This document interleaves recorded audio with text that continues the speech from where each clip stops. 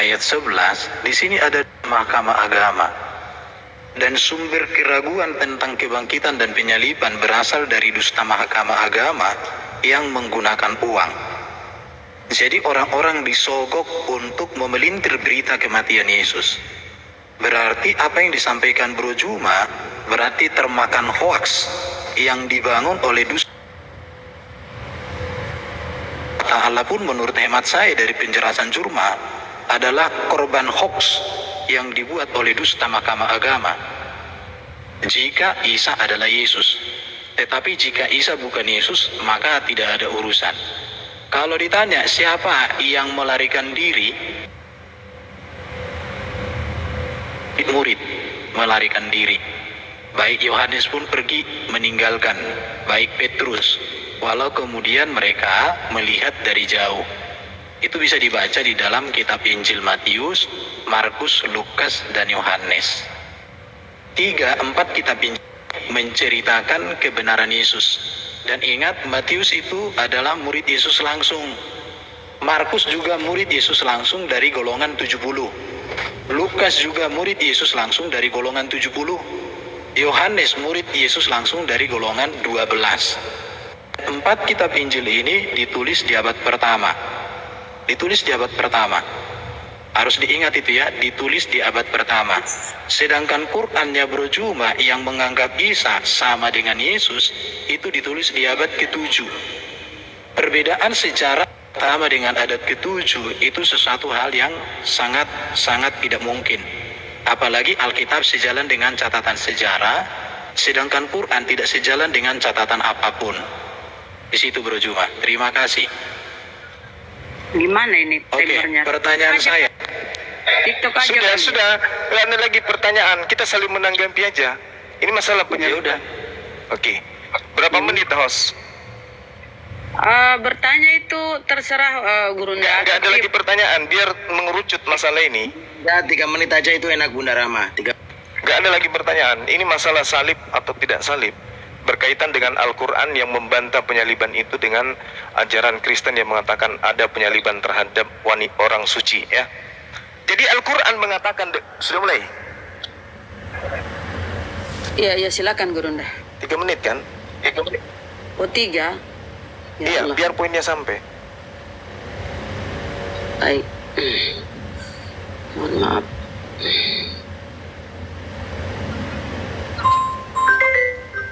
Oke.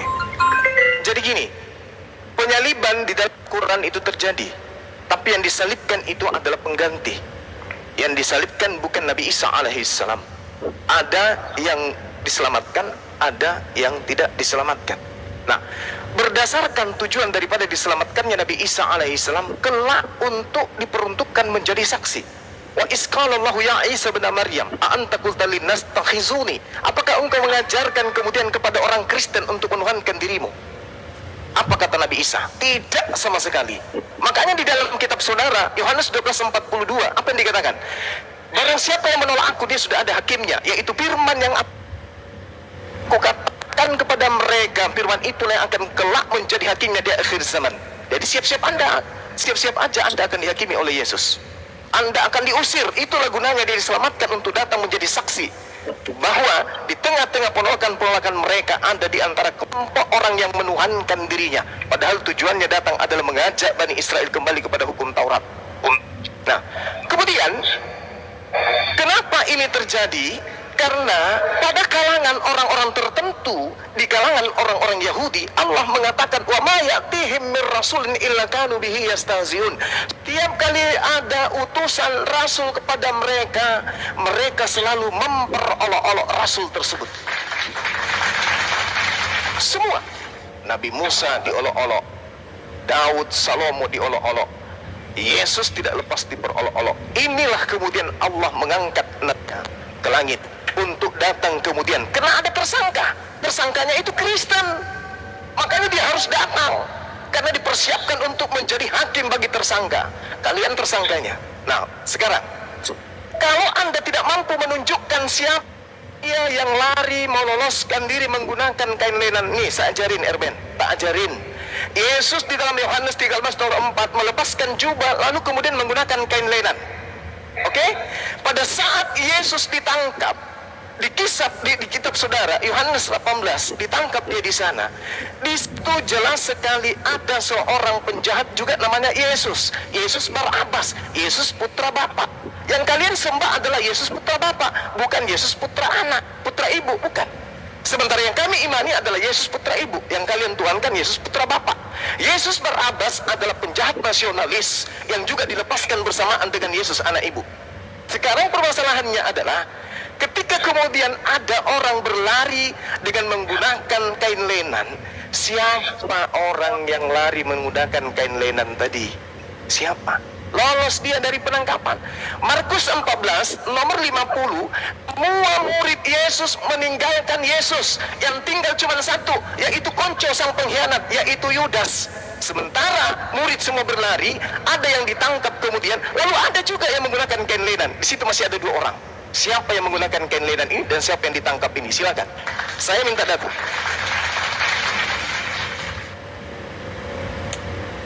Oke ya. Aku dikasih di kolom besar, bro. Berapa menit ini menanggapi ya? Ya, Dengan 3 data. menit lah. Sama Bunda, sama. Tidak usah Oke, banyak siap. tanya. Nanti kan tadi saya 3 menit, berarti belum 3 menit. Masa berubah? Iya, iya, Silakan. iya. Kasih di kolom besar, kasih di kolom besar ya. Kasih di kolom besar.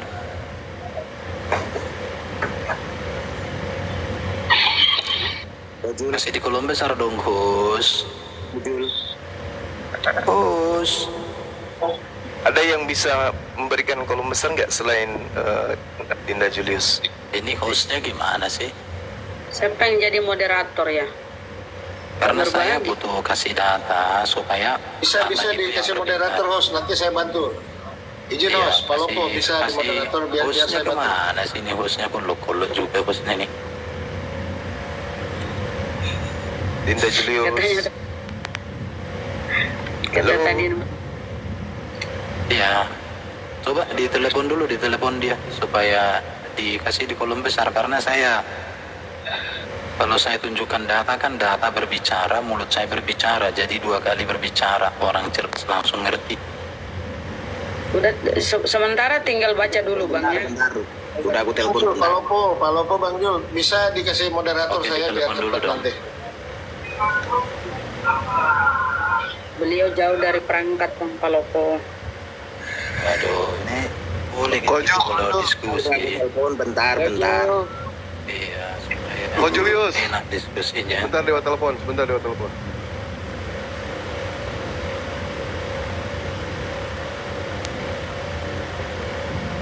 Haleluya. Oke lanjut, silakan Bang Ruben. Bang Ruben, Bang Erben. Ini belum ada, saya mau di kolom besar dong. Udah ada. Ben, lu di kolom besar, Ben. Tarik. Belum. Ah, ini Jaringannya. baru. Oke ya. Oke, perhatikan ya. Ketika Yesus ditangkap, semua murid-murid itu melarikan diri. Itu ada di dalam Matius 20 ayat 56. Lalu semua murid-murid. Jadi artinya ada 12 murid Yesus di situ yang mengakui bahwa Yesus ditangkap.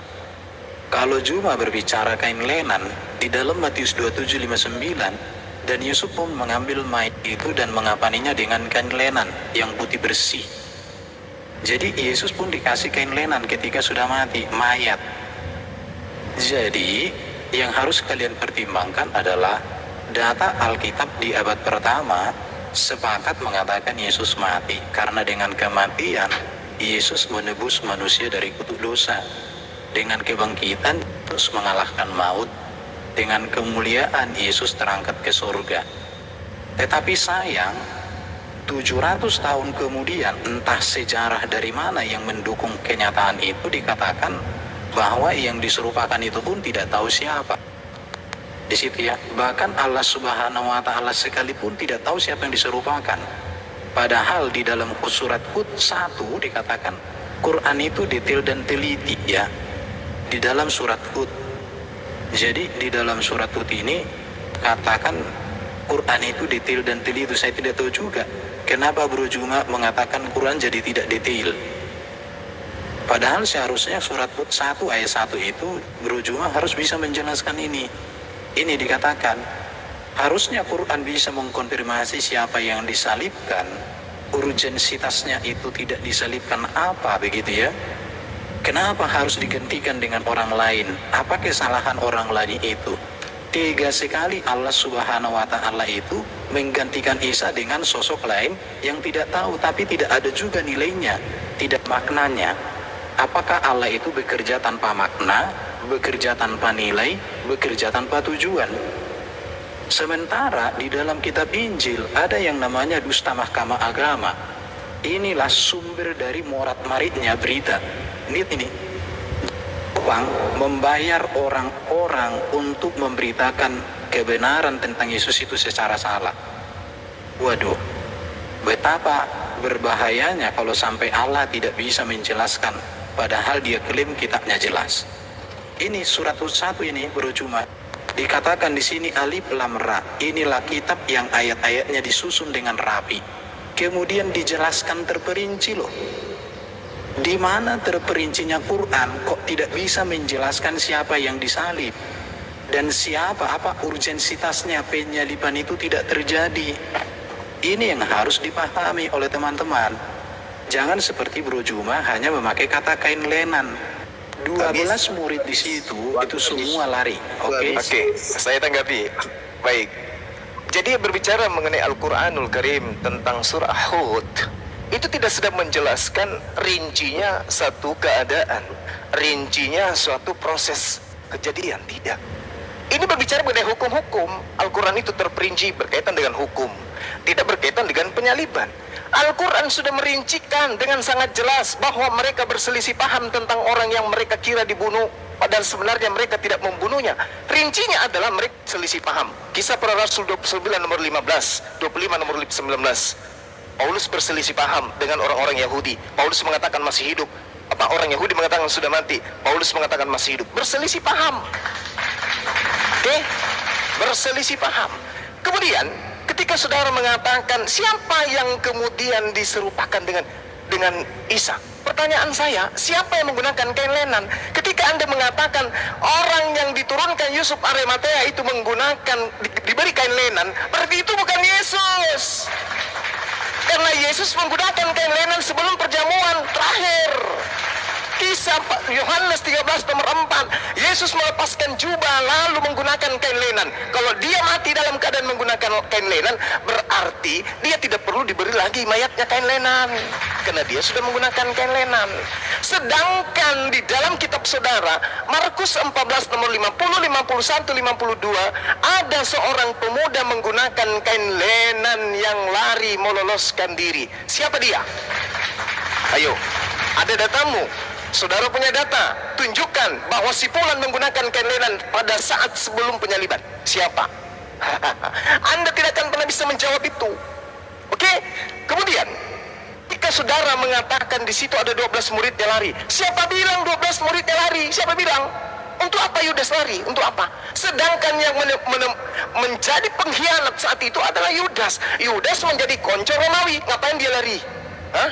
Ngapain dia lari? Ada-ada aja. Yudas kemudian ikut terlibat di sana. Ada dua. Satu menggunakan kain lenan, yang satunya entah siapa. Apakah Yudas? Apakah Yesus Barabas? Yang menggunakan kain lenan ini menurut saya Yesus. Kalau Anda mengatakan bukan Yesus, tunjukkan satu orang yang menggunakan kain lenan selain Yesus. Ada enggak? Ada enggak? Gak akan pernah Anda bisa tunjukkan itu. Pada saat penangkapan murid 11 melarikan diri, Yudas di mana? Jawab saya. Yudas masih bersama dengan tentara Romawi, coy. Kemudian Yesus Barabas kemana? Kemana Yesus Barabas? Ini juga perlu Anda perhatikan. Jadi Tuhan tidak akan mungkin membiarkan orang yang menjadi Mesiasnya, menjadi orang yang diurapinya, dicelakai. Sedangkan Tuhan akan membiarkan orang fasik, pengkhianat untuk menggantikan dirinya. Amsal 21 nomor 18. Orang yang benar, pengkhianat menjadi tebusan bagi orang yang jujur. Telan itu baik-baik. Silakan. Saya masih tunggu data. Ya, bantu tap-tap teman-teman di bawah, bantu tap-tap. Teman-teman ya, perhatikan Bro Juma, ayat yang kamu kutip, jika kamu membaca utuh, sebenarnya tidak terjawab. Tapi karena modelmu kan malas membaca, kamu kan modelnya kan bersuara kencang, tapi datanya kosong. Lihat, perhatikan di sini ya. Ben, jangan Markus serang 14 ayat 50. Tenang. Lalu semua murid meninggalkan dia dan melarikan diri. Perhatikan, dia di sini siapa? Yesus. Ayat 51. Ada seorang muda yang pada waktu itu hanya memakai sehelai kain lenan, menutup badannya, mengikuti dia, mengikuti Yesus. Yesus di sini sedang diapa? Ditangkap. Mereka hendak menangkapnya. Menangkap siapa? Yang mengikuti itu. Tetapi ia melepaskan kainnya dan lari dengan telanjang. Kenapa tidak disebutkan di sini namanya? Karena tulisan Injil bukan berbicara siapa yang orang muda ini. Perhatikan. Di sini kata Yesus kepada mereka, "Sang kamu aku ini penyamun, maka kamu datang lengkap dengan pedang dan pentung untuk menangkap aku." Jadi Bro Juma, kalau kamu membaca hanya ayat 51 lepas dari 49, itu cara belajar iblis. Mohon maaf Bro ya. Jadi teman-teman muslim, kalau kalian belajar Alkitab, jangan dengarkan hanya kata-kata si Juma. Baca di dalam teksnya, baca di dalam konteksnya. Baca, jangan panas. Sekarang saya akan kembali ke Hud pasal 1.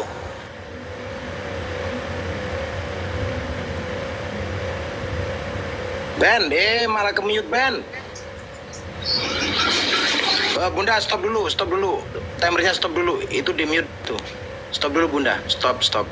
Ben, tuh. Erben, monitor Erben. Kalian nih. Kok kayak gini sih kalian? Kayak gini apa sih orang di kok?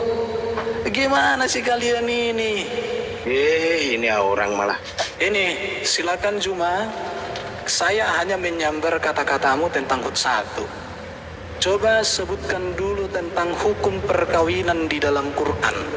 Kalau memang Quran ini kitab yang detail dan teliti berbicara tentang hukum, kisah dan akhlak sesuai tafsir, monggo. Loh, itu bukan lari, saya menyambar perkataan Juma. Karena yang saya tahu, hukum perkawinan di dalam Islam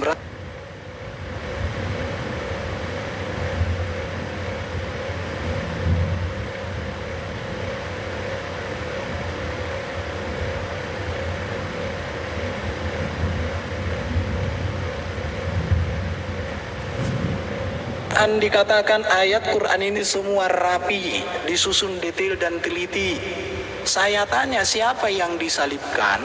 Apa urgensitasnya Isa digantikan dibawa ke langit? Itu tidak dijawab oleh Juma. Tapi Quran detail dan teliti. Ini malah lari kemana? Ini gimana sih? Biar Bang Samudra biarkan. Oke, lihat ini Biarkan, Juma ya. biarkan, Bang Samudra, biarkan. Di dalam Alkitab tidak disebutkan siapa orang muda itu, tetapi dari kisahnya sudah dipastikan itu bukan. Dan seharusnya Quran harus bisa menjawab. Oke ya. Allahu Akbar. Oke, jadi nanti Juma kau jawab dulu hukum perkawinan di dalam Quran itu seperti apa. Nanti saya akan tunjukkan hadis hukum perkawinan di dalam Islam berasal dari hukum jahiliyah. Ada 4, 3 dibuang, 1 diambil. Bahkan itu pun dilanggar oleh baginda Muhammad. Saya bisa tunjukkan samamu. Kalau kamu hanya modal bibir, saya nggak sanggup. Dari tadi kamu lihat ini, teman-teman baca ya. Ada seorang muda mengikuti Yesus. Jadi mengikuti diam-diam. Siapakah ini? Di dalam teks ini tidak disebutkan siapa namanya. Tidak disebutkan siapa namanya. Kenapa? Karena esensi penulisan kitab Injil bukan tentang orang-orang di sekitar Yesus. Esensinya adalah yang mau diberitakan di sini fakta sejarah Yesus memang ditangkap di dalam konteks ini. Karena konteks ini bicara Yesus ditangkap. Dan itu esensi dari beritanya, makanya itu yang diberitakan. Oke, silakan Bro Juma. Hukum perkawinan di dalam Quran, silakan. Oke, meskipun itu lari ya dari ini untuk membuktikan kepada saudara, Al-Quranul Karim menceritakan tentang apa yang Anda pertanyakan. Al-Quran surah As-Sayyad ayat 49, Allah menceritakan bahwa manusia dicipta dengan berpasang-pasangan, min kulli syai' dan seterusnya. Ini waktu saya terbatas. Di dalam Al-Quran surah An-Nisa ayat 1, di situ menerangkan tentang pernikahan dan jodoh. Al-Quran An-Nisa ayat 1. Tulis saja, saya kasih tak ajarin kamu. Kemudian berbicara tentang pernikahan dan kodrat sebagai makhluk manusia. Al-Qiyamah ayat 39. Pernikahan, Al-Quran menjelaskan kewajiban menikah. Dalam Al-Quran surah An-Nur ayat 32. Pernikahan sebagai hal yang diperjanjikan oleh Tuhan. Di dalam Quran surah An-Nisa ayat 21. Kemudian Al-Quran menceritakan tentang pernikahan dan ta'arufnya, cara-caranya. Di dalam Al-Quran surah Al-Hujurat ayat 13. Al-Quran tentang pernikahan dan ketentraman, tujuan pernikahan, Ar-Rum ayat 21. Al-Quran bercerita tentang haramnya wanita-wanita yang dinikahi. Dijelaskan dalam Al-Quran. Dalam Al-Quran jelas sekali dikatakan oleh Allah Subhanahu wa Ta'ala dalam surah An-Nisa ayat 23 dan seterusnya. Jadi apapun yang kau minta tentang hukum-hukum apapun itu di Islam, itu sudah disempurnakan oleh Allah. Tinggal waktumu aja mau waras atau tidak. Kita kembali ke tema, jangan habis. Kamu ketika mengatakan tidak diketahui siapa pemuda ini, kamu sudah gundul, berarti kamu sudah KO di situ. Kamu sudah KO. Kenapa? Ketika Anda mencoba membodohi orang yang ada di sini dengan menarik Markus 14, harusnya Anda malu. Kenapa? Karena Yesus sendiri dengan mulutnya yang seksi berkata, tetapi haruslah digenapi yang tertulis di dalam kitab suci. Kitab suci yang dimaksud di sini apa? Amsal, Yeremia, Yesaya, Taurat, Kejadian. Ini yang harus tergenapi. Yesus, apa diantaranya yang tergenapi itu? Orang fasik dipakai sebagai tebusan bagi orang yang benar. Yang mana yang fasik? Yesus anak Maria atau Yudas? Talalalalala. Pengkhianat dipakai sebagai ganti orang yang jujur. Yang mana yang berkhianat? Yudas atau Yesus anak Maria? Tralalalalala. Ini harus tergenapi. Orang benar diselamatkan dari kesukaran. Siapa orang benar? Yesus atau Yudas? Tralalalalala. Lalu orang fasik menggantikannya. Siapa yang menggantikan orang yang jujur di atas tiang salib? Orang fasik. Ini kata Yesus harus tergenapi. Makanya ketika Petrus membatalkan penyaliban itu, apa kata Yesus? Iblis. Dia mengatakan itu. Kenapa? Karena Tuhan sudah memutuskan harus ada orang fasik, harus ada orang pengkhianat yang mati di atas tiang salib menggantikan Nabi Isa alaihissalam. Paham sampai di situ? Jadi kalau ada orang-orang melakukan kesaksian-kesaksian palsu, Yesus mengatakan dalam Yohanes 6 nomor 70, akulah yang memilih engkau yang 12, tapi satu di antaramu adalah iblis. Oke? Imam-imam kepala mahkamah agama semua kerasukan iblis menyalibkan Nabi Isa alaihissalam, tapi yang disalib adalah penggantinya, yaitu pengkhianat. Demikian. Ingat PR-mu, yang menggunakan kain linen itu siapa? Bawa sampai mati. Silakan.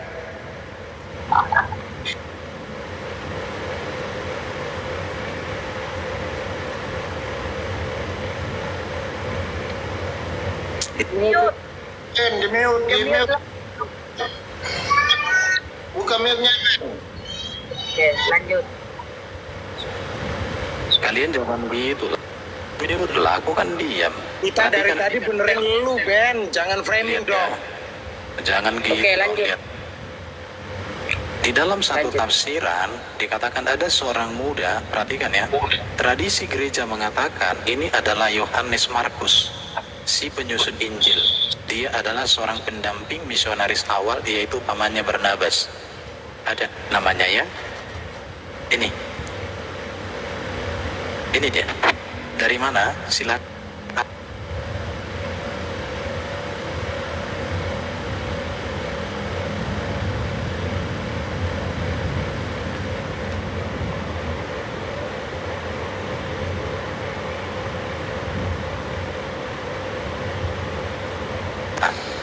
Apa urgensitasnya Isa itu digantikan dengan orang itu?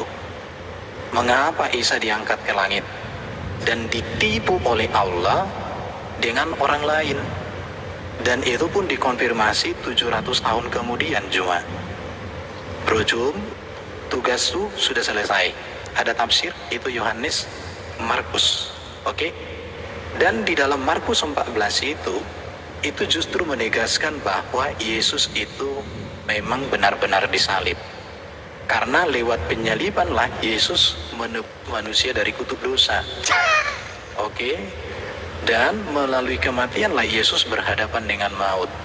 Makanya seorang juru selamat haruslah seorang yang suci, tak berdosa, supaya melalui kematiannya itu sanggup untuk menebus manusia. Dan seorang juru selamat harus seorang yang mati berhadapan dengan maut dan harus mengalahkan maut. Maka bagi kami Nabi Muhammad nggak ada apa-apa.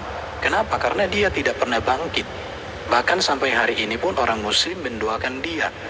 Tetapi orang muslim mendoakan Nabi Muhammad juga itu atas permintaan Nabi Muhammad atau Nabi siapa? Sedangkan Nabi Muhammad ketika berdoa untuk mamanya yang sudah meninggal bolehin oleh Allah Subhanahu wa taala. Padahal jelas dikatakan orang tua Nabi itu ada di neraka. Tetapi tidak boleh dia mendoakan orang tuanya, tapi dia sendiri minta didoakan oleh para pengikutnya. Tapi dia tidak dibolehkan oleh Allah mendoakan oleh orang tuanya. Oke lah. Jadi teman-teman, pertanyaan si Juma sudah terjawab dengan bagus sesuai dengan data dari aplikasi tafsir yang sudah dibuat oleh orang Kristen. Sekarang Juma, buktikan siapa yang digantikan. Namanya siapa? Urgensitasnya orang itu digantikan. Apa kesalahan orang itu? Apa kesalahan Isa sehingga mau disalibkan oleh orang-orang? Apa kebenaran Isa sehingga dia diangkat ke langit? Belum lagi nasi tanya, ngapain Isa di langit hidup? Pakai oksigen apa enggak gitu ya? Kenapa bukan Nabi Muhammad yang diangkat ke langit ketika hendak makan makanan yang enggak ada gizinya itu? Nah itu silakan Bro Juma. Datamu mana? Dari tadi kamu nggak ada data bro. Oke, teman-teman, kita lihat ya betapa minimnya keilmuan seorang bernama Herbert. Anda membawa tafsir Yohanes Markus, berarti ini adalah penulis kitab saudara sendiri. Markus itu nama lainnya adalah Yohanes. Baca kitab Kisah Para Rasul 12 nomor 12. Itu ilmu untuk Anda, catat itu baik-baik. Jadi penulis kitab Yohanes sebenarnya itu bukan Yohanes murid Yesus, tapi Markus muridnya Paulus. Kemudian ketika Anda membawa narasi tafsir gereja, apa dasar tafsiran mereka? Kenapa tidak dijadikan Yohanes 13 nomor 4? Jelas-jelas namanya tertulis di situ. Yesuslah yang menggunakan kain lenan. Kenapa lari ke Markus? Mana dalilnya Markus menggunakan kain lenan? Mana? Sementara Yesus anak Maria sudah jelas-jelas melepaskan jubahnya digantikannya dengan kain lenan. Terus kenapa larinya ke Markus? Ini penipuan, pembodohan yang sangat-sangat luar biasa. Kemudian saya sudah menjelaskan kepada saudara, kenapa kemudian Nabi Isa alaihissalam itu terangkat ke langit untuk datang kedua kalinya menjadi saksi kepada penolaknya. Makanya Al-Quran sangat jelas. Saya sudah sampaikan kepada saudara, wa in min ahlil kitabi illa la yu'minanna bi qablal mauti wa yawmal qiyamati wa yakunu alaihim syahida. Itu terekam dalam Yohanes 12:48. Coba kamu belajar deh. Yesus datang untuk yang kedua kalinya menghakimi berdasarkan kalimat-kalimat yang diajarkan ketika dia bersama dengan orang Yahudi, bukan bersama dengan orang Kristen, karena Kristen ini penumpang gelap. Oke? Barang siapa yang menolak aku, dia sudah ada hakimnya, yaitu firman yang pernah aku katakan kepada mereka. Firman itulah kelak yang akan menjadi hakimnya di akhir zaman. Maka dia datang untuk yang kedua kalinya. Kenapa bukan baginda Rasulullah Muhammad SAW? Kenapa? Karena tidak ada umatnya Rasulullah Muhammad SAW yang menjadi tersangka. Untuk apa dia menjadi hakim? Tidak ada umat yang tersangka. Sedangkan umatnya Nabi Isa alaihissalam tersangka, mengajarkan non-Yahudi menyembah dirinya. Itulah yang datang untuk dihakimi. Makanya kalau Anda cerdas, Matius 7 nomor 1-2-23, yang diusir itu Kristen. Enyahlah daripadaku kalian semua pembuat kejahatan, karena kalian tidak melakukan kehendak Bapakku yang ada di langit. Bapakku menginginkan menyembah dirinya seorang, bukan menyembah diriku. Bapakku mengajarkan ibadah Sabat, bukan hari Minggu. Bapakku mengajarkan hukum Taurat, bukan surah-surah Paulus. Ya, tidak semua orang yang menyeru aku kurios Tuhan Lot akan masuk ke dalam surga, melainkan orang-orang Yahudi yang menyembah kepada Bapa. Kalau orang Kristen ini apa? Penumpang gelap. Lalu kemudian ketika Anda bertanya, siapa yang diserupakan? Ya, siapa yang menggunakan kain lenan? Markus, mana buktinya Markus menggunakan kelainan? Tunjukkan dalilnya. Nggak ada kan? Nggak ada. Nah, kamu masuk di sini, gali kuburmu sendiri, Erben. Silakan.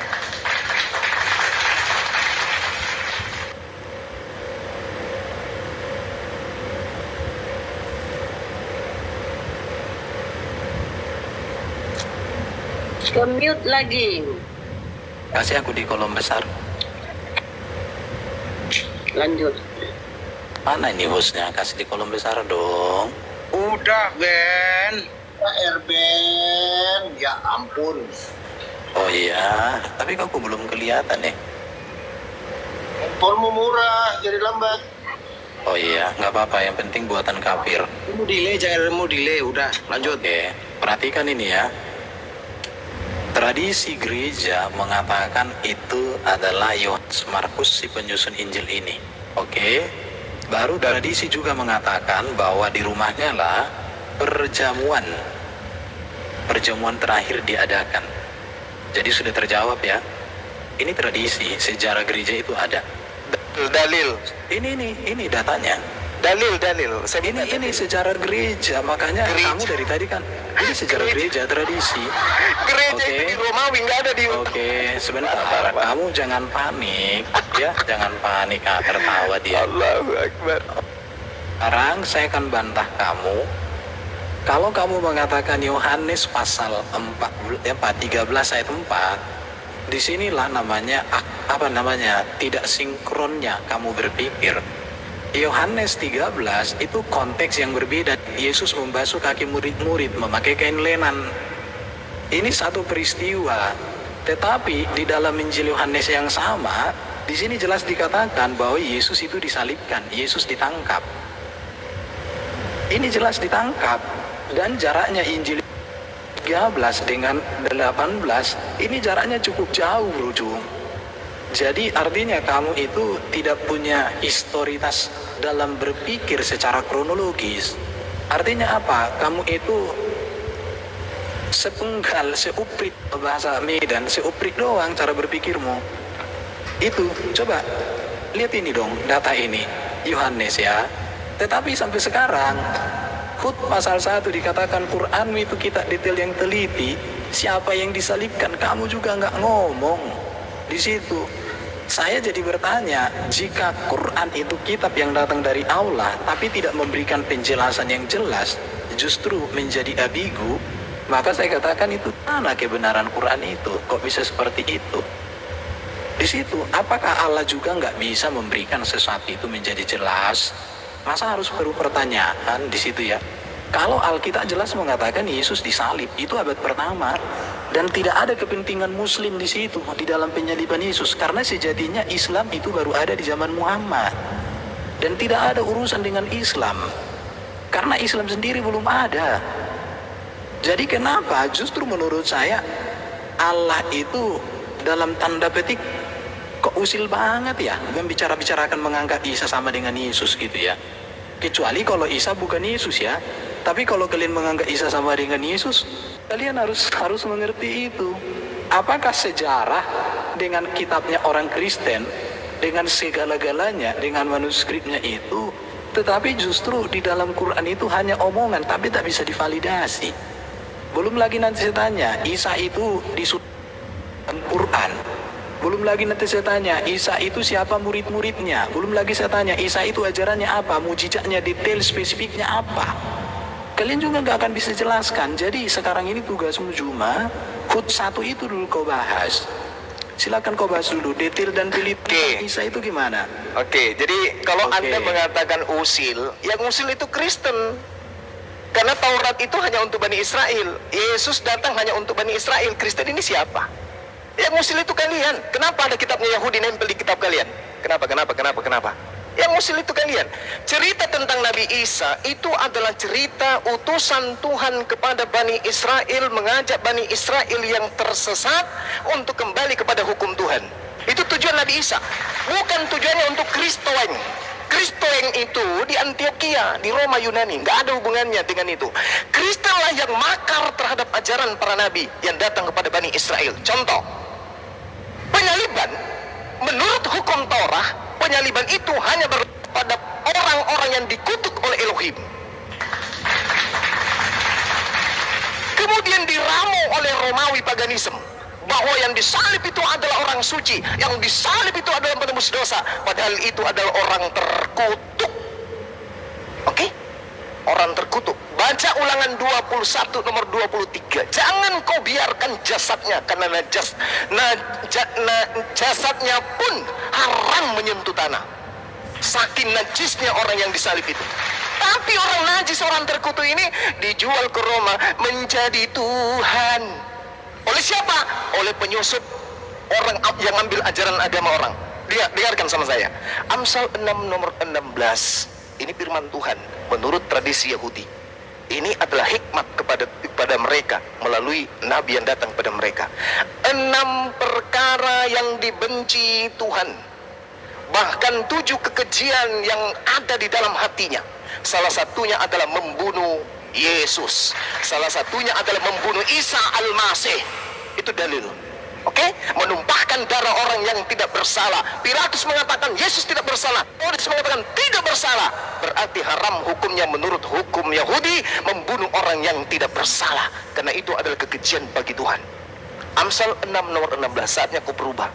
Di dalam Keluaran 23 nomor 7, Tuhan mengatakan dengan sangat jelas, haruslah kau jauhkan dirimu dari perkara bohong. Jangan kau bohong bahwa Tuhan menyalib demi untuk tebus dosa. Jangan kau bohong. Jauhkan dirimu dari perkara dosa. Orang yang tidak bersalah dan orang yang benar tidak boleh kau bunuh. Jadi kalau ada orang Yahudi yang membunuh Isa, yang membunuh Yesus anak Maria, maka mereka adalah pelaku dosa. Dan dosa tidak akan mungkin menjadi jalan keselamatan. Pahami itu. Sebab aku Tuhan tidak akan membenarkan orang-orang yang tidak bersalah. Jadi orang yang ditebus dosa-dosanya oleh matinya orang yang dikutuk di atas tali itu bullshit. Tuhan tidak membenarkan pelaku dosa dengan membunuh manusia yang tidak bersalah. Suap jangan kau terima, sebab suap membuat mata orang itu buta, dan karena suap memutarbalikkan perkara-perkara orang yang benar. Karena dia disuap, maka memutarbalikkan perkara yang benar. Yang tadinya Isa diselamatkan, diajarkan Isa yang disalib. Yang tadinya Yesus diselamatkan, diajarkan Yesus yang disalib. Padahal yang disalib itu adalah yang menggantikan Yesus. Demikian.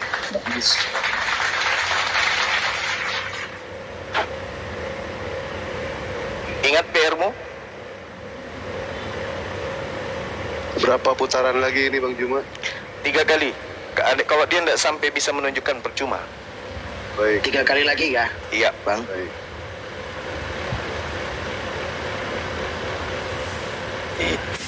Dari tadi bukannya si Juma yang tidak menunjukkan data. Gak ada kok tunjukkan data bro Juma.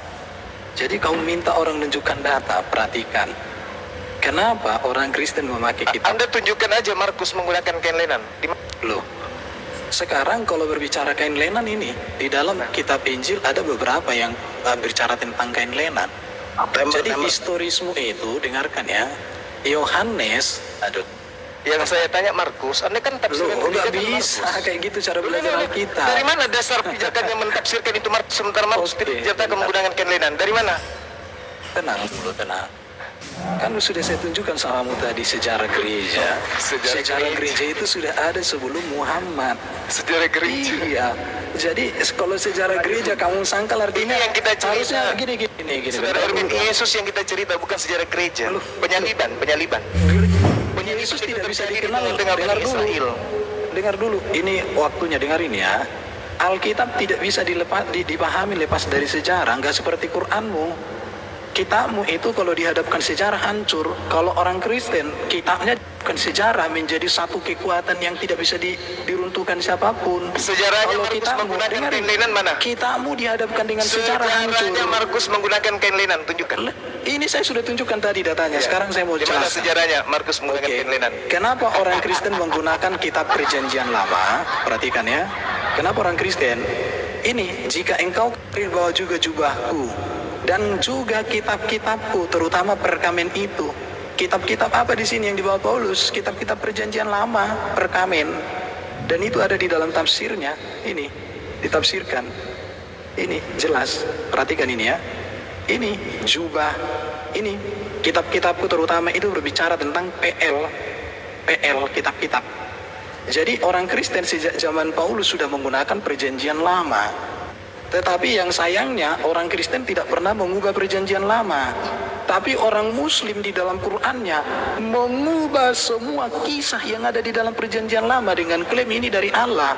Tapi di hadapan sejarah hancur, runtuh, babak belur, itu Jum. Jadi Bro Juma itu dari tadi kamu kan suaramu aja yang lantang, datamu nggak ada, historitasnya nggak ada.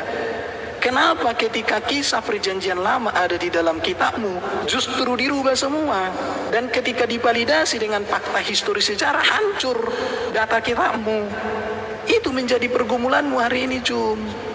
Oke bro, ya. Jadi sebenarnya semua pertanyaanmu sudah dijawab. Contoh, kalau orang menyembah Yesus, saya bisa tunjukkan samamu bahwa seorang raja itu disembah. Yesus raja, bukan Allah Bapa. Yang mengatakan Yesus itu Allah Bapa sang pencipta alam semesta, kan itu bidat. Jadi kamu itu sebenarnya kamu salah sasaran. Kamu tidak sedang menyerang iman Kristen, kamu menyerang oneness, menyerang bidat kamu. Bagus. Kalau Tritunggal nggak pernah mengatakan Yesus itu Allah Bapa. Yesus itu firman dalam rupa manusia. Dia disembah karena dia Mesias, Raja. Baru tadi kalau katakan hanya satulah kematian yang berkuasa mengampuni dosa, itu Yesus. Nabi Muhammad kematiannya nggak berkuasa mengampuni dosa umat Islam. Bahkan Nabi Muhammad tidak bisa menjamin orang tuanya, bahkan dirinya pun masuk surga. Di situ kalau Yesus karena dia tidak berdosa, maka kematiannya berkuasa mengampuni dosa. Kalau Yesus itu berdosa, satu pun dosanya nggak berkuasa mengampuni dosa, maka hanya satu kematian yang berkuasa mengampuni dosa. Kalau Nabi Muhammad bisa nggak mengampuni dosamu kematiannya? Tentu nggak bisa. Orang dia pun nggak bisa pasti masuk surga kok. Bahkan ayah ibunya pun nggak bisa didoakan dia, bro. Jadi itu bro Juma. Sekarang kamu dari tadi saya tanya siapa yang disalibkan? Apa urgensitasnya? Allah harus menggantikan dengan orang itu. Apa kesalahan Isa hingga disalibkan? Dan apa kehebatan Isa sehingga harus dibawa ke langit? Itu dulu. Datanya kasih, bukan modal bibir.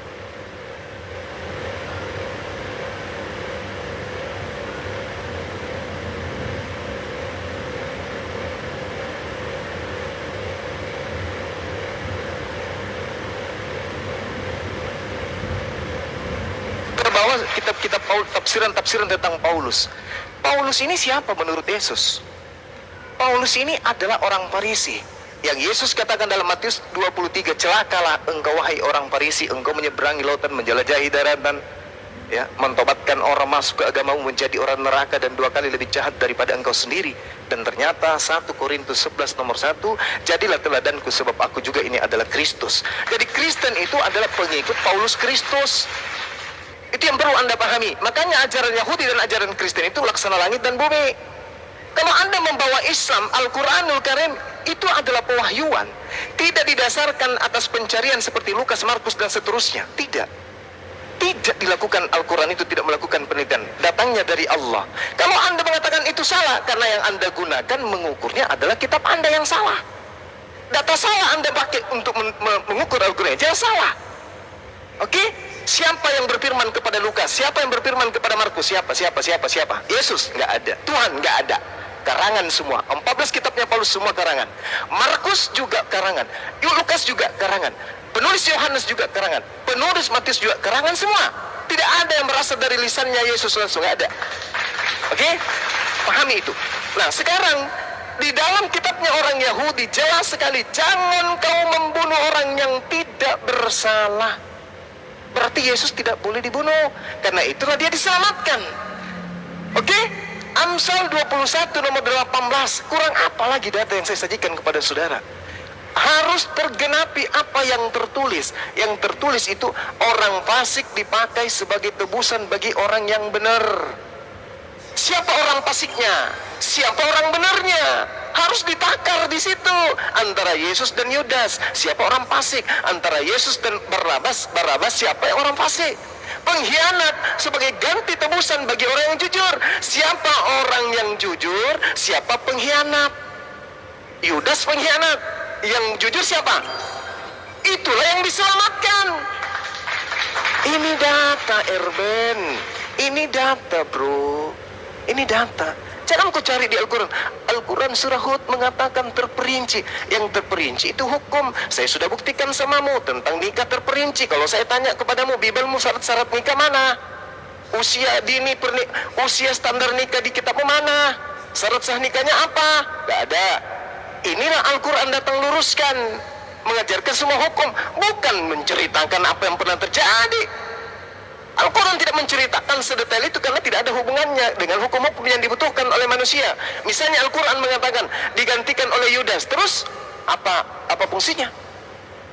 Apa korelasinya? Apa? Oh, Yudas yang sudah kan, tidak ada masalah kan? Sudah. Makanya digunakan akal, diserupakan bagi mereka sehingga berselisih. Kisah para Rasul 25 nomor 19. Paulus bingung dan orang-orang Yahudi bingung, siapa sebenarnya yang mati ini? Allahu Akbar. Masya Allah. Ben, silakan Ben, buka mute.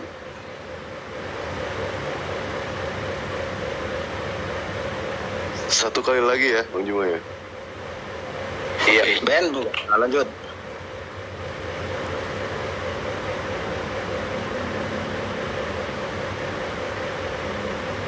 Dia mute sendiri loh, nanti kita yang dituduh.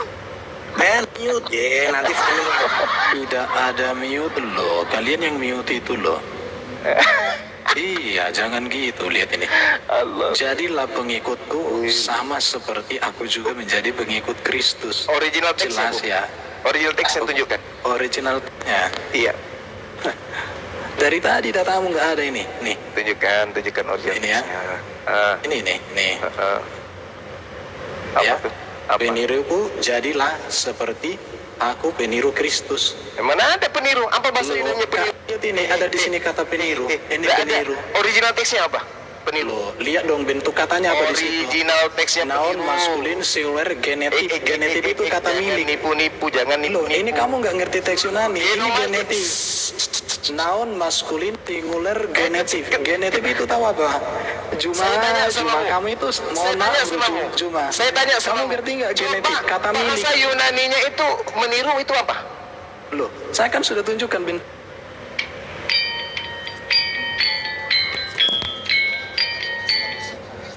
Di situ tidak ada kata yang merujuk kepada Loh. dia meneladani Yesus. Jadilah teladanku sebagaimana saya ini juga adalah genetik. Kristus. Oh, ini.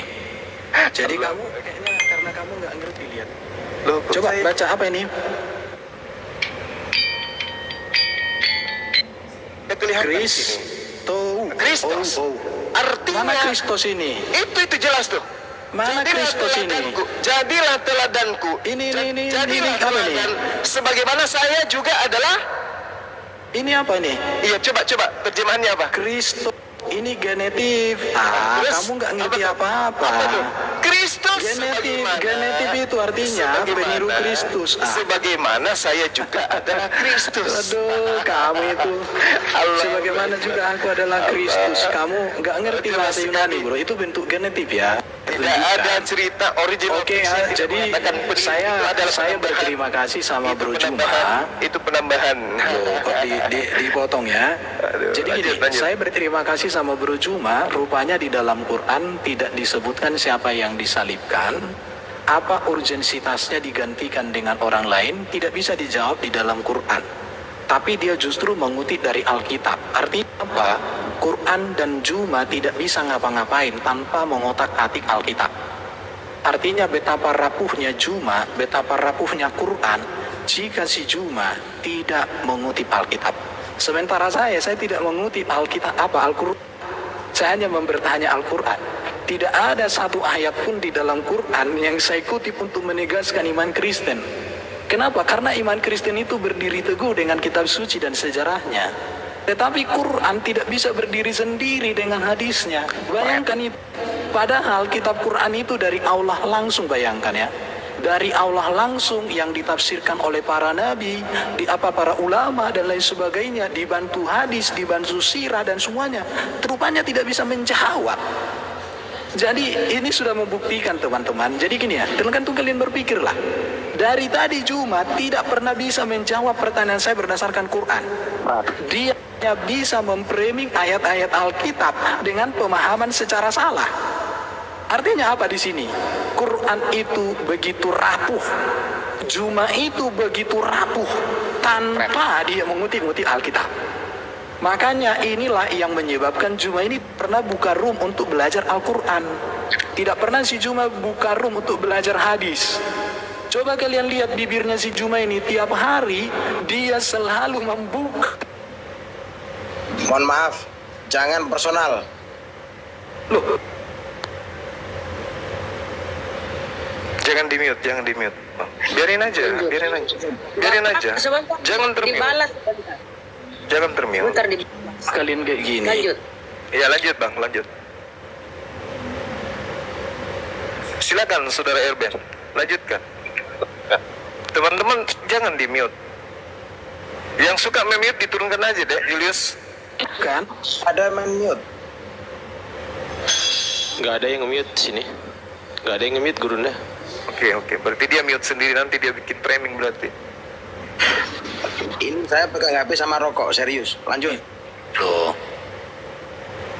Tolonglah jangan gitu ya. Kan moderator di sini jadi nggak bisa nge-mute. Enggak suka aku framing kayak kalian. Habis waktuku ini kalian mute kayak gitu. Kalian itu gimana sih? Tambahin 30 detik tadi. Silakan. Waduh. Silakan Saudara. Oke. Jadi rupanya Juma tidak bisa menjawab pertanyaan, tapi pertanyaan dia saya sudah jawab semua ya. Ada datanya ya. Saya pakai tafsiran yang resmi yang bisa dipertanggungjawabkan. Harusnya ketika saya bahas dengan tafsir, Juma harus membalas itu bahwa tafsiran yang saya buat itu, penjelasan itu salah. Artinya kamu pakai bantahan. Jangan kamu hanya mengatakan dari mana kamu begini, tapi nggak ada datamu. Harusnya di situ. Jadi diskusi sama saya itu bukan modal bibir, bukan modal ngerocos. Diskusi sama saya itu tunjukkan data. Ya, tunjukkan datamu. Itu aja. Dari tadi kamu nggak tunjukkan data, kau tunjukkan aja satu-satu gitu ya. Oke. Itu aja pertanyaan saya. Siapa yang disalibkan? Apa urgensitasnya Isa itu tidak disalibkan? Jawab berdasarkan Quran. Karena sumber ajaran Islam itu Quran. Jangan kau kuti-kuti dari Alkitab. Jaka semua golok, nggak nyambung bro. Oke. Saya katakan di awal, ketika Nabi Isa datang kepada Bani Israel, Nabi Isa diolok-olok. Wa ma ya'tihim mir rasulin illa kanu bihi yastahzi'un. Lalu kemudian Nabi Isa alaihissalam hendak dibunuh karena orang-orang pada saat zaman itu tidak menerima kemudian informasi yang didatangkan kepada mereka tentang datangnya seorang nabi yang bernama Ahmad. Itu mereka menolak adanya nabi di luar daripada kaum mereka. Wa isqala Isa bin Maryam, ya Bani Israel, inni rasulullahi ilaikum musaddiqan lima baina yadayhi minat Torah wa mubashiran bi rasul ya'ti min ba'di ismuhu Ahmad. Murka mereka dengan datangnya seorang nabi di luar dari kalangan mereka, marah. Lalu kemudian setelah ada rencana pembunuhan, Nabi Isa kemudian diselamatkan. Untuk apa? Karena Allah sudah tahu sepeninggal Nabi Isa pasti mereka berselisih. Benar, berselisih. Ada yang menganggapnya Tuhan. Fakta hari ini berselisih kan? Yahudi mana ada menganggap Yesus itu Tuhan. Tapi sebagian daripada mereka menjadi korban orang-orang Farisi menganggapnya Tuhan. Maka dia datang kemudian untuk yang kedua kalinya memutuskan bahwa dia bukan Tuhan. Wa im min ahlil kitabi illa la yu'minanna bihi qablal mauti. Nanti orang akan percaya, oh ternyata beliau betul-betul adalah Rasul setelah datang untuk yang kedua kalinya. Makanya mereka beriman. Berarti Al-Quran benar. Ketika datang kedua kalinya, apakah kemudian orang-orang Yahudi akan ikut Kristen? Tidak. Masa kan orang Yahudi ikut Kristen menyembah Yesus, sementara dasar pijakan menghakimi orang-orang di akhir zaman menurut Al-Quran, wa is ma qultu lahum illa ma amartani bi ani abudullah wa rabbi wa rabbakum. Proses penghakiman berikutnya adalah mengatakan kepada Bani Israel, sembahlah Allah Tuhanku dan Tuhanmu. Itu yang menjadi dasar pijakan. Sementara orang Kristen ketika dihakimi berdasarkan Bible itu sendiri, Kristen semuanya diusir. Barang siapa yang menolak aku, dia sudah ada hakimnya, yaitu firman yang aku katakan kepadanya. Firman itu yang kelak akan menjadi hakimnya. Mana firman yang Yesus sampaikan kepada manusia Bani Israel ketika sebelum terangkat ke langit, sembahlah aku? Tak ada. Jadikan aku bagian daripada pribadi Tuhan, tak ada. Jadikan aku inkarnasi firman, tak ada. Tak ada, semua tak ada. Apapun sektenya Kristen itu, tak ada. Jadikan Paulus sebagai rasulku, tak ada. Semua yang ada di Kristen itu ada ajaran-ajaran yang muncul setelah Isa atau Yesus terangkat ke langit. Oke? Pahami itu. Jadi kalau Anda mengatakan mana datanya, Al-Quran datang bukan untuk menceritakan orang per orang. Al-Quran bukan buku biografi. Al-Quran buku hukum. Jadi ketika Al-Quran mengatakan Nabi Isa diselamatkan, yang diserupakanlah yang disalibkan, selesai. Tidak ada lagi kewajiban umat Islam. Siapa ya? Siapa ya? Untuk apa? Untuk apa diketahui? Untuk apa? Untuk apa? Untuk apa? Untuk apa diketahui siapa yang disalibkan? Sementara Anda tidak mengetahui siapa laki-laki yang menggunakan kain lenan, kecuali hanya angan-angan bapak-bapak gereja. Mana dalilnya? Markus pernah menggunakan kain lenan. Kalau ditafsirkan sesuatu itu harus ada menjadi tolak ukur pembenarannya. Mana? Sedangkan kalau ditanya orang-orang pada saat itu, siapa yang sebelum perjamuan kudus mencuci kaki murid-murid yang menggunakan kain lenan? Yesus. Siapa yang lari pada saat penangkapan Yesus? Yang katanya Yesus, padahal orang Romawi tidak kenal siapa itu Yesus. Siapakah engkau cari? Aku mencari Yesus dari Nazaret. Kata orang itu, akulah dia. Loh, kalau kenal bahwa Yesus, kenapa mesti tanya? Kamu yang aku cari. Padahal dia, aku mencari Yesus dari Nazaret, akulah dia. Terbukti bahwa yang mereka temani bicara bukanlah Yesus, tetapi orang yang diserupakan dengan Yesus. Demikian. Sudah cukup putarannya ya. Tadi Erben yang mulai, Bang Zuma yang mengakhiri. Loh, saya tadi yang memulai, beliau yang mengakhiri. Ben, lanjut. Oke, bentar ya.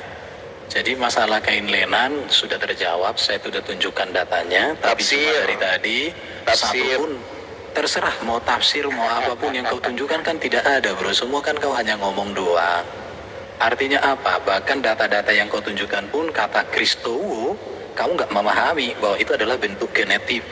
Ya tapi maklum, mungkin karena pendidikan berbeda kita ya bro ya, saya maklumi aja. Yang mau saya tegaskan samamu bro, bahwa tadi kamu akan protes Paulus ya. Di Yasin 14, dalam tafsir Ibnu Katsir, Paulus itu disebut sebagai murid Nabi Isa.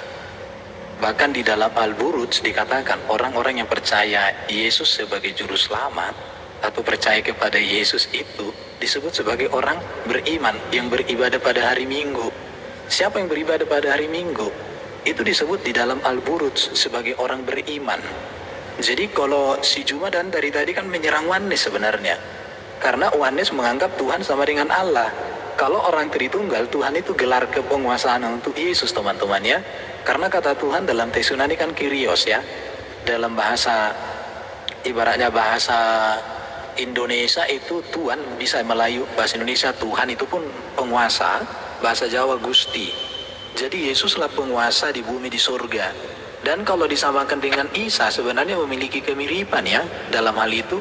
Karena dikatakan Isa terkemuka di dunia dan di akhirat. Tetapi pertanyaannya kenapa bukan Nabi Muhammad ya terkemuka dunia akhirat? Kalau Nabi Muhammad itu penyempurna begitu ya. Kenapa bukan Nabi Muhammad aja yang diselamatkan dari makanan yang diberikan oleh seorang wanita? Tetapi justru Isa. Berarti Isa ini seorang yang luar biasa ini, Isa ini. Harusnya Nabi Muhammad sebagai Nabi termulia harusnya diselamatkan dari makanan itu. Bala penting Nabi Muhammad harus dibangkitkan juga seperti Nabi Isa diangkat ke langit. Tetapi kenapa Nabi Muhammad tidak dibangkitkan ya teman-teman? Ini menjadi perundang untuk teman-teman muslim ya. Kenapa Isa yang diangkat ke langit bukan Nabi Muhammad? Mungkinkah orang yang mati sampai sekarang masih di alam kubur menyempurnakan ajaran dari orang yang diangkat hidup-hidup ke langit? Mungkinkah Nabi Isa yang sempurna, yang tak berdosa, ajarannya disempurnakan oleh Nabi Muhammad? Ada 2 ayat Quran dikatakan mohon ampun atas dosanya. Bahkan kalau ibaratnya saya setuju dengan datanya kiamat tentang Nabi Muhammad, agak ngeri-ngeri sedap ya. Teman-teman silakan nonton videonya kiamat itu, ngeri-ngeri sedap. Tapi saya masih bertanya-tanya lah teman-teman ya. Semoga lah kalian memikirkan, kalau saya memilih ikut Yesus yang di surga, yang berkuasa di bumi di surga, yang mati bukan karena dosa, tetapi untuk menanggung dosa manusia. Saya tidak mau mengikuti Nabi yang mati menjadi fosil atau menjadi minyak bumi. Saya ikuti Yesus. Paulus itu memberitakan tentang Yesus dan tidak pernah mengajarkan yang salah tentang Yesus. Contoh, ajaran Yesus tentang surga dengan ajaran Paulus tentang surga sama. Tidak ada kawin-mawin, tidak ada mantap-mantap. Oke, terima kasih. Ya. teman-teman. Udah selesai ya? Mana ini, Pak? Udah selesai. Makanya Silakan mana ini? teman-teman yang menilai gitu ya. Silakan teman-teman menilai mana kebenaran dan mana pembenaran gitu ya. Saya rasa sekait dengan Besok-besok saya hanya tahan saya satu sama kamu bro. Besok-besok coba kau buka dulu kelas belajar Al-Quran sama hadis. Saya menjadi muridmu. jadi Coba dulu bro. Aku menunggu itu. teman-teman sekalian, jadi kita Iya, melihat aku minta itu sama Bro Juma mulai besok mungkin coba buka ruang belajar Quran sama hadis ya bro ya. Jelaskan ya teman-teman. Sudah Oke, terima menjelaskan kasih ya semua ya. Thank you, terkait sampai dengan jumpa ibadah lagi ya. berdasarkan Al-Quran dan seterusnya. Kenapa tidak membahas tentang Amsal 6 nomor 16? Karena di situ ada keperihan yang sangat luar biasa. Ternyata penyaliban itu adalah karya setan. Makanya Nabi Isa alaihissalam itu diselamatkan dari penyaliban. Kitabnya teman-teman Yahudi juga menerangkan dalam Ulangan 21 nomor 23 bahwa orang-orang yang disalibkan itu adalah orang-orang yang dikutuk oleh Allah, oleh Elohim, bukan dikutuk oleh siapapun, tapi Elohim yang mengutuknya. Berarti Yesus ketika diimani disalib, berarti dia adalah orang fasik, dia orang yang dibenci, dia orang yang dimurkai. Maka sudah pasti yang disalibkan ini adalah orang yang tidak benar. Benarlah apa yang diterangkan Amsal 21:18, Amsal 11 nomor 8. Oleh karena itulah kemudian ya kita tidak punya kewajiban. Mana ayatnya dalam Al-Quran? Yang disalibkan adalah si A, si B. Tidak ada kewajiban itu. Karena itu adalah bukan masalah usuluddin, bukan masalah pokok akidah di dalam Islam. Mau yang disalib itu toke, yang disalib itu pararang, yang disalib itu adalah bom-bom, itu tidak ada hubungannya dengan keyakinan kita. Siapapun yang jelas Nabi yang diutus oleh Allah kepada Bani Israel yang mengajarkan kemudian hikmat kebenaran Torah kepada mereka, diselamatkan oleh Allah dari rencana-rencana jahat orang-orang kafir. Demikian, terima kasih. Mantap Surinda. Ini aku kasih satu kebenaran dulu ya, ini untuk kawan-kawan Karisteng ya. Nabi Isa alaihissalam diselamatkan naik ke langit. Nabi Isa naik ke langit alasannya kuat. Apa itu diselamatkan dari upaya pembunuhannya Yahudi? Yesusnya kalian itu naik ke langit ngapain? Ngapain naik ke langit? Coba dipikir di sana dong. Yesus lu mati kan, udah ketangkep, ngapain lagi diselamatin? Terus mati, terus bangkit. Nah ini bangkit, ngapain naik ke langit? Dipikir pakai otak gitu loh. Masa nggak bisa berpikir? Masya Allah, keren. Itulah kenapa. Ya, ada kereta tadi. Jazakallah khair, ikhwani fisabilillah yang support selalu Gurunda. Dan untuk kawan-kawan Kristen jangan terguncang ya. Itu kalian harus pikirin gitu. Yesus kalian itu naik ke langit ngapain? Apa kerjaannya? Udah tahu bangkit.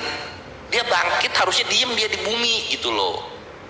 Karena dia bangkit dan dia Tuhan gitu. Ngapain dia pakai utusan-utusan lagi? Biasa kerja sendiri kok nyuruh-nyuruh orang sekarang. Itu paling. Thank you.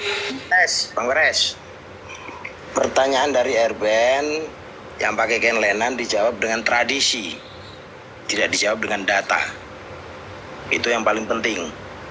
Tradisi ya, bukan data ya. Siram. Dan tafsirannya bukan tafsiran Yahudi, bapak-bapak gereja. Allah.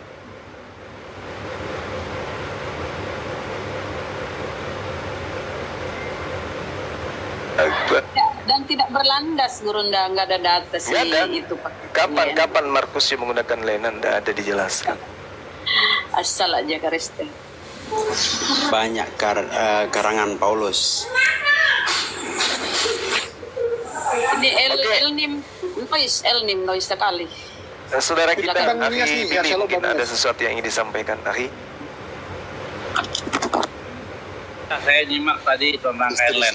Mu'alaf bang, orang Nias. Ya, Masya Allah. Salam kenal bang. Masya Allah. Silakan Akhi Billy.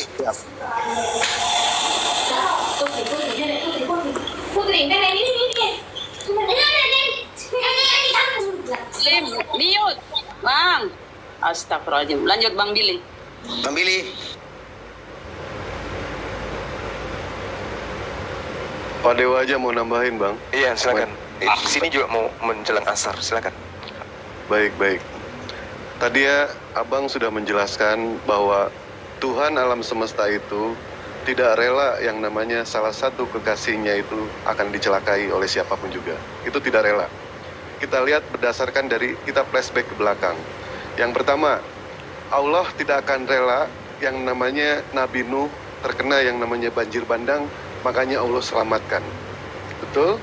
Yang kedua, Allah tidak rela ketika Nabi Musa alaihissalam itu dikejar oleh tentara Firaun, Allah selamatkan. Allah tidak rela ketika Nabi Ismail di dalam Islam, di dalam Yahudi itu Ishak, ketika hendak disembelih sama Nabi Ibrahim alaihissalam, Allah selamatkan, Allah gantikan dengan seekor domba. Bahkan Allah pun tidak rela ketika Nabi Ibrahim alaihissalam hendak dibakar. Apa sulitnya bagi Allah ketika Allah ingin menyelamatkan Nabi Nuh dari banjir bandang? Apa sulitnya bagi Allah ketika Allah ingin menyelamatkan Nabi Musa dari kejaran tentara Firaun? Apa sulitnya bagi Allah ketika Allah ingin menyelamatkan Nabi Ibrahim alaihissalam ketika hendak dibakar?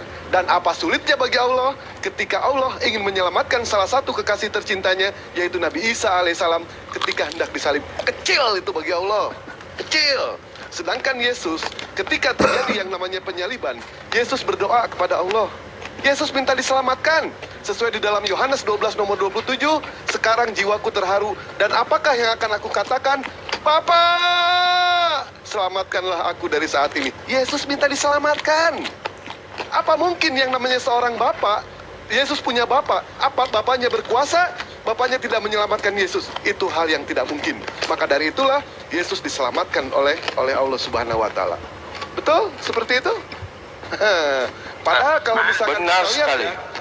Kenapa diserupakan berdasarkan dari apa mujizat Yesus? Yesus itu bisa yang namanya berubah rupa. Yohanes bersama-sama mereka, ia naik ke sebuah gunung yang tinggi, lalu Yesus berubah rupa. Yesus bisa berubah rupa. Matius 17 nomor 2 sampai nomor 5, lalu Yesus berubah rupa. Ini jelas, Yesus berubah rupa. Betul? Nah, makanya dari itulah mereka itu tentara Romawi dan orang-orang Yahudi, mereka salah paham, yang ditangkap ternyata bukan Yesus. Yang ditangkap adalah orang yang diserupakan dengan Yesus. Terus lantas siapa yang dikorbankan pada saat itu? Memang di dalam Islam Allah merahasiakan itu semua. Kenapa dirahasiakan? Karena ketika ayat itu turun di zaman Nabi Muhammad, tidak ada satupun sahabat yang menanyakan, "Ya Rasul, siapa orang yang disalib pada saat itu?" Tidak ada sama sekali. Itu satu. Yang kedua, tidak ada urgensinya sama sekali. Yang penting kami puas dengan jawaban Allah bahwa Allah menyelamatkan salah satu kekasih tercintanya, yaitu Nabi Isa alaihissalam dari penyaliban. Kami puas. Andaikan Allah memberitahu siapa orang yang disalib pada saat itu, pasti terjadi yang namanya fitnah. Betul? Terjadi fitnah. Maka dari itulah Allah rahasiakan itu. Nah, seperti itu. Mantap. Mantap. Ya, jadi menanggapi pernyataan Mang Dewa, ketika Moshe Rabenu dan orang-orang Yahudi dikejar oleh Firaun, dan Tuhan menyelamatkan Moshe dan juga Noah, Nuh dan nabi-nabi seperti Ishak ketika mau diakedah, mau disembelih, diselamatkan. Artinya kenapa? Tidak boleh orang benar itu dibunuh. Tidak boleh orang benar itu harus mati gitu. Makanya diselamatkan oleh Tuhan para nabi itu.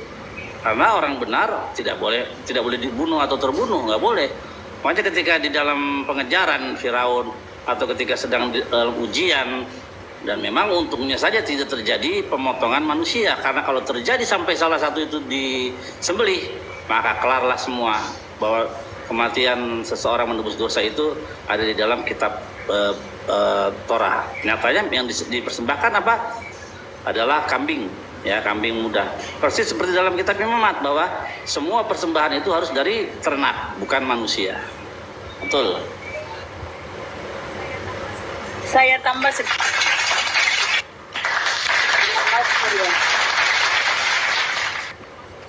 Kita ke Mazmur sedikit ya. Kalau kita Mazmur 91:10, malapetaka tidak akan menimpa kamu dan tulah tidak akan mendekat kepada kemahmu, sebab malaikat-malaikatnya akan diperintahkannya kepadamu untuk menjaga engkau di segala jalanmu. Mereka akan menatang engkau di atas tangannya supaya kakimu jangan terantuk pada batu. Ya kan? Sungguh hatinya melekat kepadaku, maka aku akan meluputkannya, aku akan membentenginya, sebab ia mengenal namaku. Bila ia berseru kepadaku, aku akan menjawab, aku akan menyertai dia dalam kesesakan. Aku akan meluputkannya dan memuliakannya, dan panjang umur akan kukenyangkan dia, dan akan kuperlihatkan kepadanya keselamatan daripadaku. Jadi dia diselamatkan. Itu, silakan. Jadi gini ya teman-teman, orang-orang Kristen itu memaksakan bagaimana caranya supaya Yesus itu dikatakan tersalib, mati tersalib. Kalau Yesus tidak disalib, tidak ada Kristen. Karena setelah Yesus disalib dan terangkat, ya Nabi Isa terangkat. Dan kalau Yesus kan versi mereka ke surga ya. Oke, padahal ke langit. Nah, kalau tidak ada kematian Yesus, tidak ada penyaliban Yesus, tidak ada Kristen. Muncul ini si Paulus mengajarkan kekristenan. Ya, ketika Yesus sudah terangkat. Jadi mereka berusaha dengan segala tipu daya supaya diupayakan supaya Yesus itu harus mati tersalib. Padahal salib itu ya menurut perjanjian lama dan menurut kata Paulus di Galatia 3:13, terkutuklah orang digantung pada kayu salib. Jadi kalau dia mengimani kata-kata Paulus berarti dia menuhankan Tuhan yang terkutuk. Itu resikonya ya. Lanjut saudara. Itu kan doktrin mereka mengatakan harus ada yang namanya darah. Darah itu harus ditumpahkan. Itu adalah darah Yesus, di mana Yesus dianggap itu adalah manusia suci. Andaikan darah itu harus ditumpahkan untuk menebus dosa, kenapa pada saat Yesus ditombak? Mestinya pada saat Yesus disunat. Betul nggak Bang Juma? Pada saat Yesus disunat, darahnya kan tertumpah. Mungkin darah kotor kali itu ya. Silakan lanjut. Jadi masalah penyaliban itu sensitif ya buat mereka, karena itu landasan imannya. Tanpa penyaliban tidak ada Kristen, saudara-saudara. Ya, lambang iman mereka itu salib. Padahal itu lambang kutukan. Lambang kutukan itu. Tengok di perjanjian lama itu ya, orang tergantung di kayu salib itu terkutuk. Makanya Yesus segera diturunkan sebelum masuk Paskah, karena dia itu terkutuk. Dan dilengkapi dengan kata-kata Paulus tadi Galatia 3:13, terkutuklah orang digantung pada kayu salib. Jadi mereka itu teman-teman, kalau dia mengimani Paulus sebagai rasulnya yang suka lepas, berarti dia menuhankan Tuhan yang terkutuk. Miris sekali. Lanjut. Bilang itu terkutuk. Saya mendengar beberapa narasi bahwa terkutuk itu orang yang tergantung di kayu salib. Jadi ketika ada narasi itu, saya jadi teringat dengan nenek moyangnya Yesus di dalam silsilah Matius, yaitu Jekonia. Jekonia itu adalah raja yang dikutuk. Nah, jadi benarlah apa yang diambil oleh garis silsilah Matius, bahwa dia diambil dari keturunan yang terkutuk. Jekonia terkutuk. Makanya kalau Yesus itu mau diambil jadi garis keturunan Jekonia, artinya dia keturunan yang terkutuk. Makanya Lukas keluar dengan versi yang lain. Dia menyembunyikan nama Jekonia diganti dengan Neri, sehingga masalah terkutuknya ini hilang, digantikan dengan nama Neri yang tidak tahu dari mana asalnya. Begitu. Jadi solusinya begitu, Lukas menghilangkan nama Jekonia karena Lukas tahu Jekonia ini terkutuk, sehingga mempermalukan sebagai silsilah dari keturunan Yesus sebagai raja Israel gitu. Begitu caranya. Oh, akal-akalan ya Bang Billy ya, mereka akal-akalan. Ya Allah. Iya. Ganti daripada Jekonia yang adalah terkutuk, dia benar-benar terkutuk oleh Nabi Yeremia, dikutuk dia. Nah, untuk keluar dari masalah garis keturunan terkutuk, ya, Lukas mengeluarkan dia, Jekonia diganti dengan nama Neri. Kita nggak tahu tuh Neri itu siapa. Pokoknya udah nggak ada lagi garis keturunan terkutuk gitu. Mantap Bang Billy.